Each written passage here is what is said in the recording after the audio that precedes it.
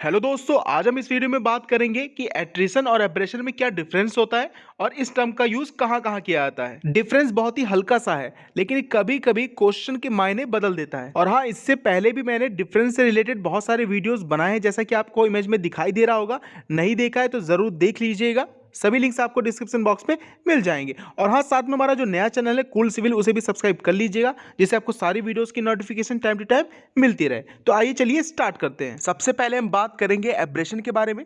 Abrasion क्या होता है? Rubbing of two different material और सरफेस। दो अलग अलग मटेरियल या सरफेस का आपस में रगड़ ही कहलाता है एब्रेशन। डिफरेंट मटेरियल का मतलब आप समझ गए होंगे, जैसे मान लीजिए प्लास्टिक का आपके स्टील के साथ रबिंग हो रहा है, ठीक है, या स्टील का कंक्रीट के साथ हो रहा है। तो मतलब दो अलग अलग मटेरियल हो या सरफेस हो, उनके बीच में जब रगड़ होता है तो उसे बोलते हैं एब्रेशन। तो इससे कुछ ना कुछ क्षय होता है, ठीक है, कुछ ना कुछ उस सरफेस पर हानि होती है। एग्जाम्पल के तौर पर देखें तो एग्जाम्पल है इसका लॉस एंजलस मशीन। अगर आप सिविल इंजीनियर हैं तो आपने ये टेस्ट जरूर किया होगा, लॉस एंजलस मशीन को जरूर देखा होगा, जिसमें एक टेस्ट किया जाता है, उसका नाम है एब्रेशन टेस्ट ऑफ एग्रीगेट। इसमें क्या करते हैं, आप स्टील बॉल लेते हैं, ठीक है, और जो भी एग्रीगेट जिसका आपका एब्रेशन टेस्ट करना है, उन दोनों को मिक्स करके आपस में इस लॉस एंजलस मशीन में डालकर और इसे रोटेट करवाते हैं।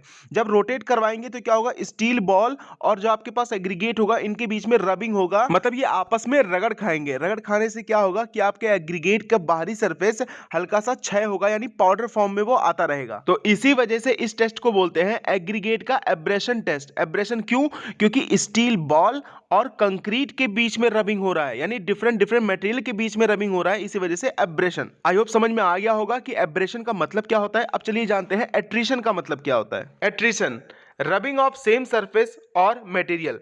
एक समान सरफेस तथा मटेरियल के आपस में रगड़ को एट्रिशन कहा जाता है। सेम सरफेस एंड मटेरियल का मतलब जैसे प्लास्टिक का प्लास्टिक से रगड़ हो, स्टोन का स्टोन से हो, स्टील का स्टील से हो, इस टाइप का जो रगड़ होता है, यानी सेम मटेरियल का आपस में जब रगड़ होता है तो उसे बोलते हैं एट्रिशन। अगर हम एग्जांपल की बात करें तो डेवल एट्रिशन टेस्ट इसका एक सबसे अच्छा एग्जांपल है। इस टेस्ट का यूज स्टोन के एट्रिशन टेस्ट के लिए किया जाता है। इमेज में आप देख सकते हैं, ये इसकी मशीन होती है। इसमें जो सर्कुलर बॉक्स होता है, इसमें आपके स्टोन को भर दिया जाता है और फिर ये राउंड राउंड घूमता है, जिससे क्या होता है, स्टोन आपस में रगड़ खाते हैं, यानी उनके बीच में एट्रिशन होता है। अगर आप सिविल इंजीनियर हैं तो आपने ये टेस्ट जरूर किया होगा। तो दोस्तों, आई होप आपको समझ में आ गया होगा कि एट्रिशन का एक्चुअल मतलब क्या है। एब्रेशन और एट्रिशन आपको दोनों समझ में आ गया होगा। अब चलिए आसान भाषा में समझते हैं एब्रेशन और एट्रिशन क्या है। सबसे पहले अगर हम बात करें एब्रेशन का, तो एब्रेशन होता है अलग अलग मटेरियल के बीच में रगड़।